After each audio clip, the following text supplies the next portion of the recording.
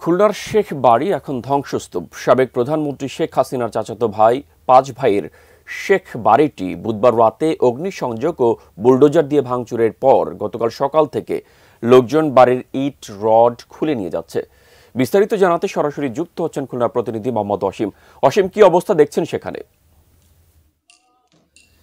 মেহেদি, দেখুন, গত বুধবার রাতে ঘোষণা দিয়ে খুলনার গণভবন হিসাবে খ্যাত খুলনার শেখ বাড়িটি প্রথমে ভাঙচুর চালায় বৈষম্য বিরোধী ছাত্র আন্দোলন। তারপরে খুলনা সিটি কর্পোরেশনের 3টি বুলডোজার দিয়ে কিন্তু এই ভবনটি গুঁড়িয়ে দেওয়া হয়। তারপর গতকাল বৃহস্পতিবার থেকে সকাল থেকে যারা বিক্ষুব্ধ জনতা রয়েছে তারা কিন্তু তাদের নিজেদের মতো করে হাতুড়ি দিয়ে রড এবং এই যে ভবনের অবকাঠামো ইট রয়েছে এগুলো কিন্তু নিয়ে যেতে শুরু করেছে। তারা বলছেন যে একসময় কিন্তু তারা এই বাড়ি থেকেই ব্যাপক নির্যাতনের শিকার হতো, সে কারণেই কিন্তু তাদের ক্ষোভ যে এই বাড়ির যে পর্যন্ত একটি পরিমাণ ইট থাকবে সে পর্যন্ত তারা কিন্তু এই ভাঙচুর চালাবে। আপনাকে একটু জানিয়ে রাখি যে দক্ষিণাঞ্চলের যে রাজনীতি, এই রাজনীতি কিন্তু এ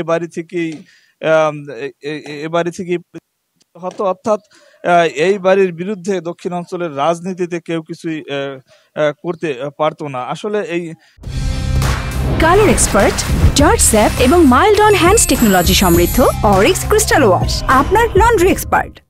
বাড়িটিতে মূলত শেখ হাসিনার চাচাতো ভাইরা সাবেক সংসদ সদস্য শেখ হেলাল উদ্দিন, শেখ সালাউদ্দিন জোয়েল সহ তারা 5 ভাই এই বাড়িতে বসবাস করত। এই বাড়ি থেকে ব্যবসা, ঠিকাদারি, নিয়োগ বদলি সহ অর্থনৈতিক যে সমস্ত কর্মকাণ্ড তা কিন্তু এই বাড়ি থেকেই পরিচালিত হতো।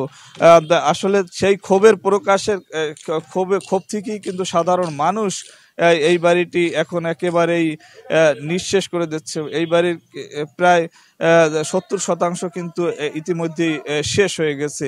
আমার কাছে সব মিলিয়ে এই ছিল মেহেদি, খুলনা থেকে খুলনার শেখ বাড়ির ভাঙচুরের সর্বশেষ খবর।